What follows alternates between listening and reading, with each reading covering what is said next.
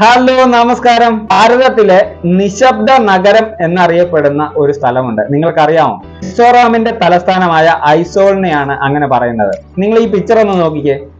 ഇത് റോഡിലൂടെ വാഹനങ്ങൾ പോകുന്ന ഒരു പിക്ചറാണ്. എന്ത് മര്യാദയോടെയാണ് ഈ റോഡിലൂടെ വാഹനങ്ങൾ പോകുന്നത്.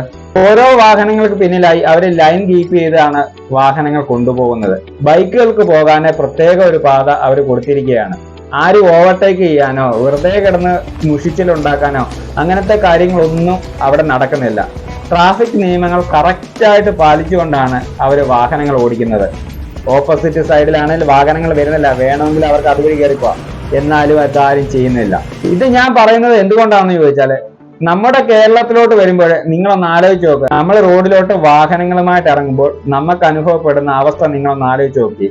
ഇനി 4 വരിപ്പാത ആയിക്കോട്ടെ, 2 വരിപ്പാത ആയിക്കോട്ടെ, ഇനി ഏത് റോഡായിക്കോട്ടെ, മര്യാദയ്ക്ക് വാഹനങ്ങൾ ഓടിക്കാൻ പറ്റുന്ന ഒരു അവസ്ഥയാണോ ഇന്ന് നമ്മുടെ നാടിനുള്ളത്? ഞാൻ കുറ്റപ്പെടുത്തി പറയുന്നതല്ല.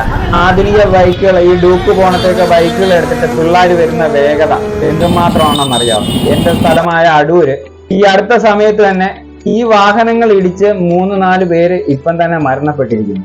അത് മാത്രമല്ല, ഓരോരുത്തർ കാറ് കൊണ്ട് റോഡിലൂടെ പോകുന്ന പോക്ക് കണ്ട് സ്വന്തം വീട്ടുകാരായിരിക്കും ആ കാറിൽ ഇരിക്കുന്നത്. അതുപോലും ഒരു ചിന്തിക്കാതെ പോകുന്ന പോക്ക് കണ്ടേച്ചാല് എത്ര വാർത്തകളാണ് നമ്മുടെ ഓരോ ദിവസവും കേൾക്കുന്നത്, അല്ലേ?